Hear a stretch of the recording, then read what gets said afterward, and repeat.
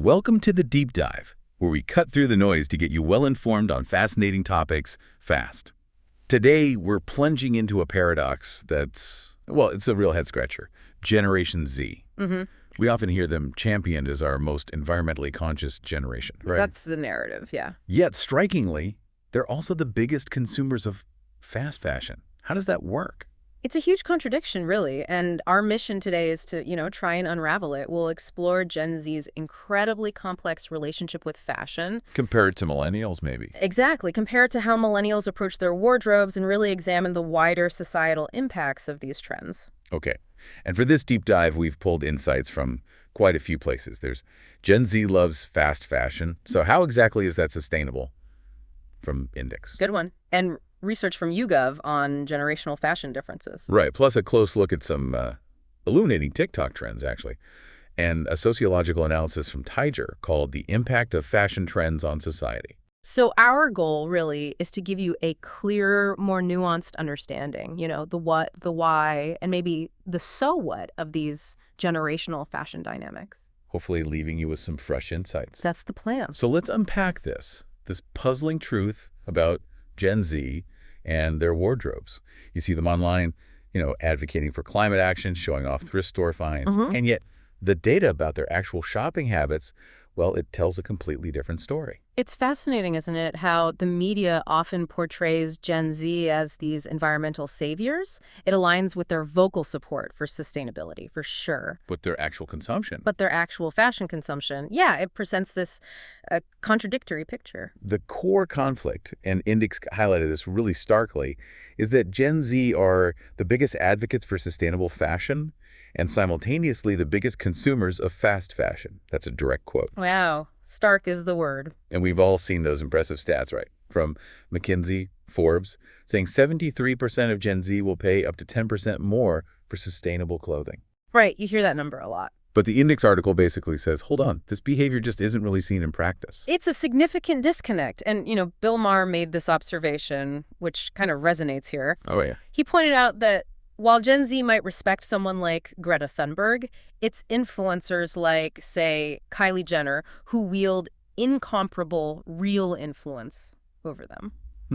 Interesting point. Kylie might, showcase a lifestyle with tons of clothes worn once, flown on private jets, and those styles get copied instantly by fast fashion brands. And consumed millions of times over. Exactly. It speaks to a different, maybe more powerful kind of influence in this context. And the numbers seem to back this up.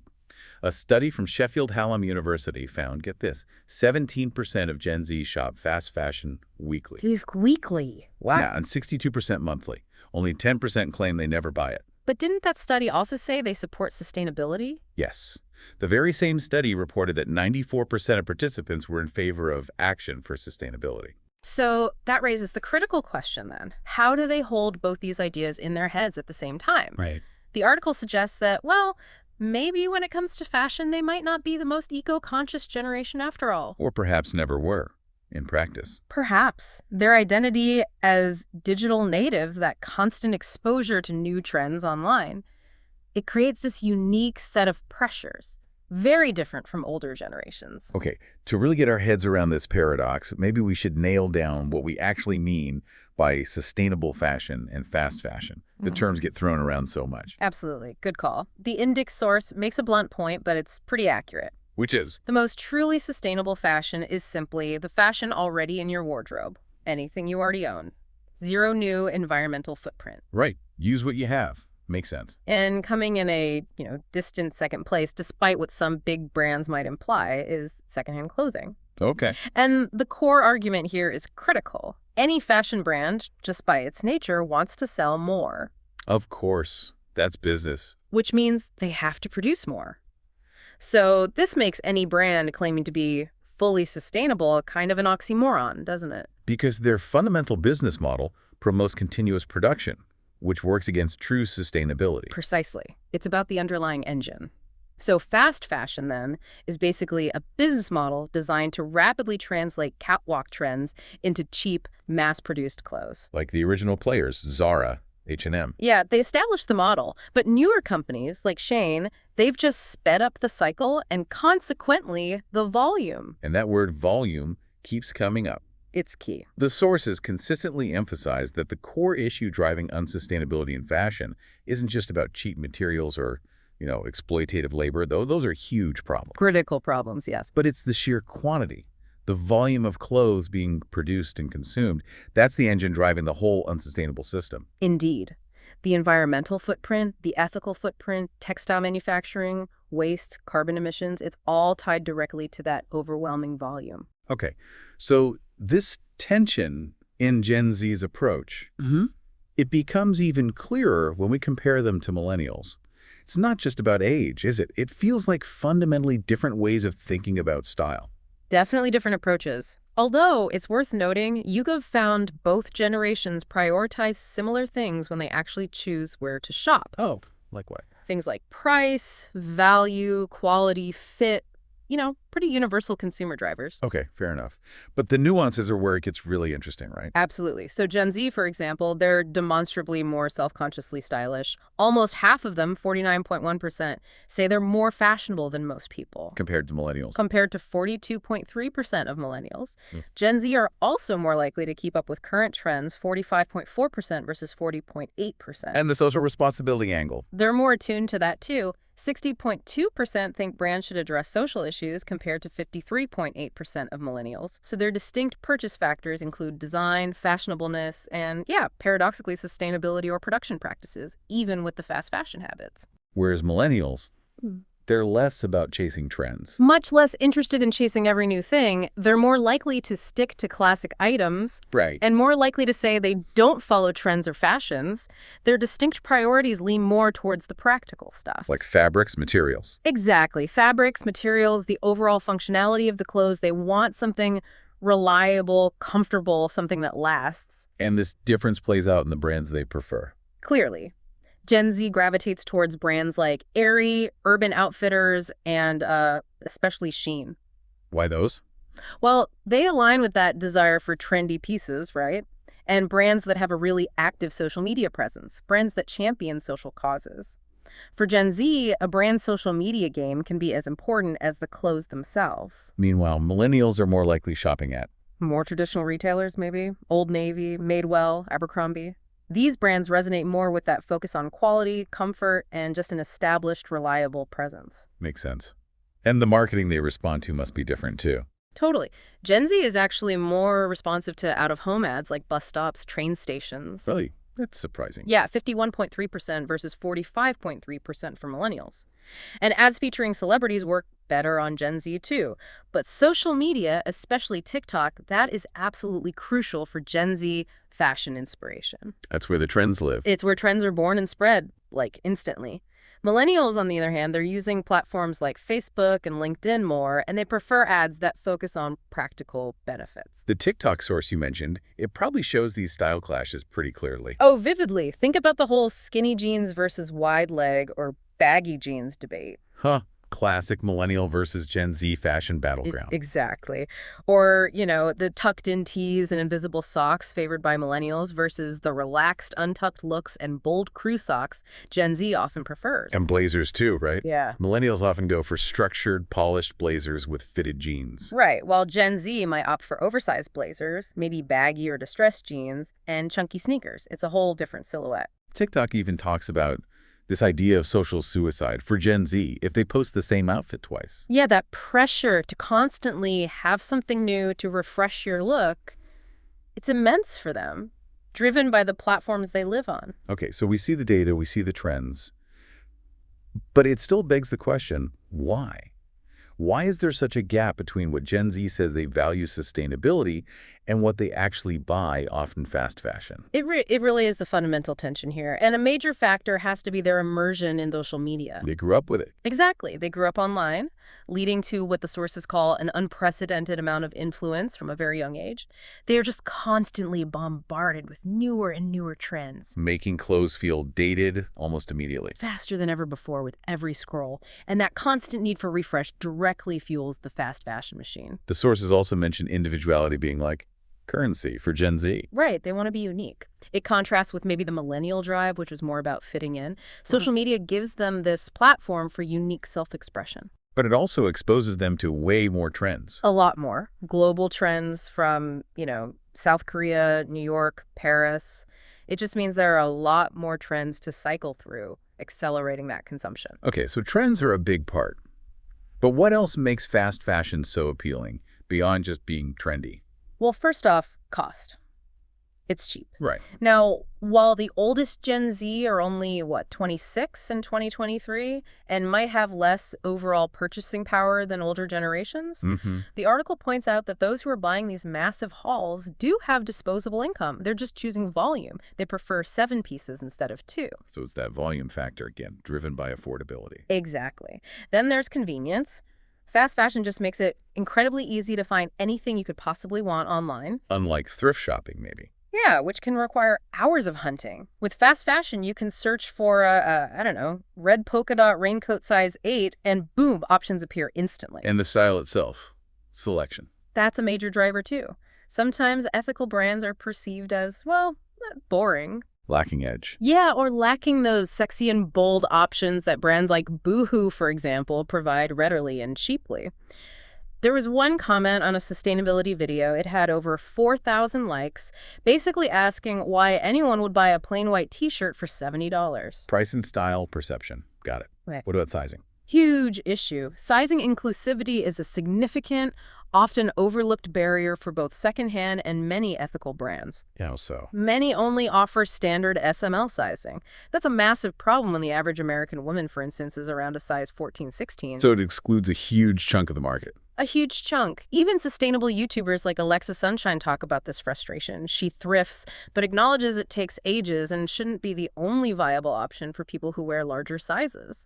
So all these things cost, convenience, style, trends, sizing. They converge to make fast fashion almost irresistible for many in Gen Z. It seems so. And Yeah. the sheer volume of clothing they end up owning is just staggering. That anecdote you mentioned about Alex Earl, the TikTok influencer. Oh, yeah. Famously taking days to clear out her college dorm room because she had so many clothes. Including a whole TikTok just for her crop top drawer. Exactly. And the revealing part was how many comments said it was so relatable.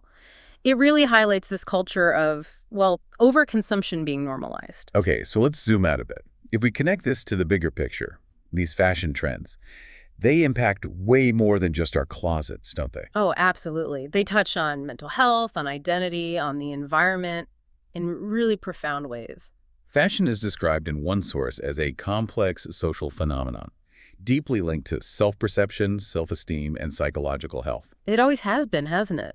Historically, clothing was a clear indicator of social standing.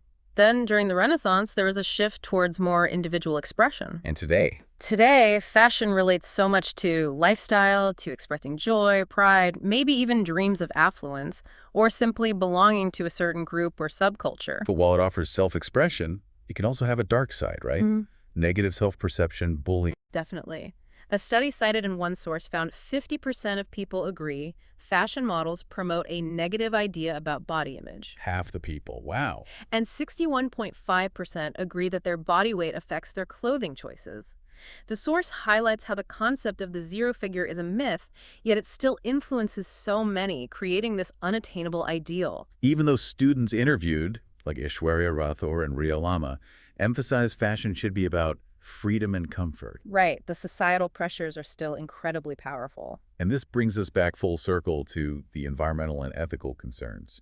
The sources really hammer home the significant ethical and environmental footprint of the industry. Textile manufacturing, waste generation, carbon emissions, the list goes on. And Gen Z, largely, they know this. They're aware of the conflict. Yeah, they know fast fashion clashes with their sustainability goals, but maybe they aren't willing or feel unable to give up that dopamine hit of new clothes. It's like that bargaining with the planet concept you mentioned. Exactly. Like Hannah, the 24-year-old from Connecticut in the article. She justified her H&M and Zara hauls by saying, well, she avoids plastic straws, she bikes, she eats less meat. As if those actions offset the fashion impact.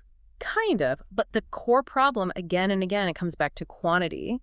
The solution isn't just slightly better practices. It's not buying, $300 worth of Shein that will soon be garbage. It's fascinating how these broad trends, they aren't just random occurrences. They actually fit into establish sociological theories about how society works, how trends spread. There's like a blueprint. Indeed. Really interesting stuff. Take cultural hegemony, for example. Okay, what's that? It's the theory that dominant groups in society use cultural things like fashion to maintain control and reinforce social hierarchies.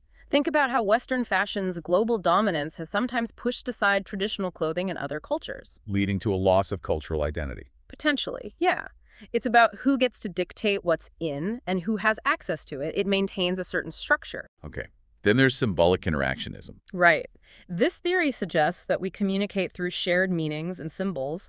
In fashion, it highlights how clothes reflect and uphold cultural norms and values. So clothes act as signals. Exactly. Signals of social distinction may be between genders, between economic classes, even between different body types. Fashion becomes a kind of language we all implicitly understand. And how do trends actually spread? There's a theory for that too, right? Yes, the diffusion of innovation. This describes how new ideas, including fashion trends, move through different social groups over time. How does that work? It starts with the innovators think fashion designers creating something new. Then come the early adopters. Influencers, trendsetters. Precisely. Especially on platforms like TikTok now, they pick up the trend and popularize it quickly. Then it goes mainstream. Yeah, then you get the early majority, the mainstream consumers who follow the early adopters. After them, the late majority who are a bit more skeptical or slower to change. And finally, the laggards, who are very resistant to new styles. It's like a wave moving through society. A predictable pattern, yeah. Traditionally, people thought of this through the trickle-down theory. Fashion starting at the top with the elites and moving down. Exactly.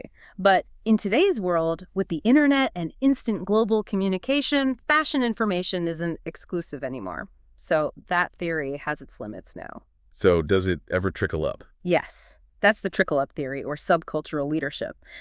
This is fascinating. It shows how trends can actually originate from, quote, lower classes or non-prestigious groups. Like street style influencing high fashion. Perfect example. Think of Japanese Lolita street fashion eventually influencing haute couture. These styles often pop up organically within a subculture to meet some need, and then they get spotted, adopted by the mainstream, often popularized by media. And the original creators might not even benefit financially. Often not, no. And underpinning all of this is just popular culture itself. Contemporary fashion really reflects a way of life, doesn't it? It's driven more by desire rather than need. And the constant collaboration between businesses and the media just fuels that desire, spreading trends everywhere. Keeps the whole cycle turning. Okay, so after looking at all this, where does it leave us? What does the future hold, particularly for Gen Z in fashion? It's the big question, isn't it? And look, it's easy to point fingers and place all the blame squarely on Gen Z. But the sources suggest it's more complicated. Yeah, the responsibility is not fully on them.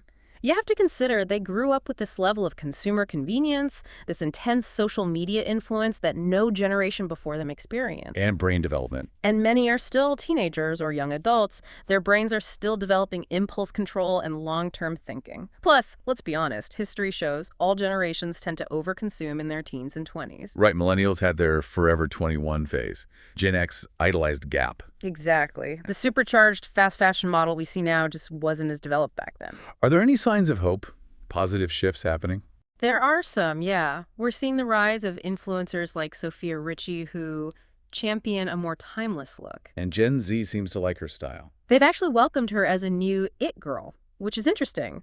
It could signal a slight shift away from the constant churn of micro-trends, maybe not purely for sustainability reasons, but just a change in aesthetic preference. What about regulation or industry changes? We're seeing some movement, increased, though still somewhat vague, regulations starting in the EU regarding fashion sustainability. And importantly, the private sector is focusing more on secondhand. Making it easier to buy used. Trying to make it more accessible, more convenient, more like buying new. Think of apps like Depop or styling apps like Index itself, which help people use what they own. Technology could be part of the solution here. That's a key point, isn't it? Yeah. Gen Z are quick adopters of new technology. Very quick. Which means the same digital tools, social media, online shopping that maybe contributed to the problem could also be leveraged for the solution, shifting habits towards more responsible choices. Which brings us back to that core insight from Index. Yeah. The problem is Gen Z buys too many clothes, and the solution is that Gen Z needs to buy less. It sounds simple, but getting there involves changing systems and mindsets. So maybe there's some optimism. I think so. Ultimately, whatever becomes most convenient, most affordable, and most fashionable will capture our, very short attention spans. Right. The positive thing is that all these elements, convenience through tech, affordability through secondhand, and maybe a shift in what's deemed fashionable, they seem to be in motion for Gen Z. So maybe, just maybe, they will become the most sustainable generation after all, perhaps through adopting new ways of consuming enabled by tech. So after this deep dive, what does this all mean for you, our listener? We've journeyed through this really intriguing paradox of Gen Z's fashion habits. Examine the stark differences with millennials. And explored that complex interplay of social media, economics, identity, all wrapped up in the clothes we wear. We've also touched on how these trends aren't random, how they're shaped by these powerful sociological forces like cultural hegemony and diffusion of innovation.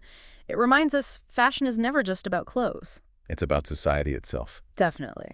So here's a final thought to leave you with. Considering that fashion is such a profound reflection of our societal values and our individual aspirations, how might we, as consumers, consciously try to shape the future of clothing? To align it not just with fleeting trends, but with genuine well-being for ourselves and for the planet.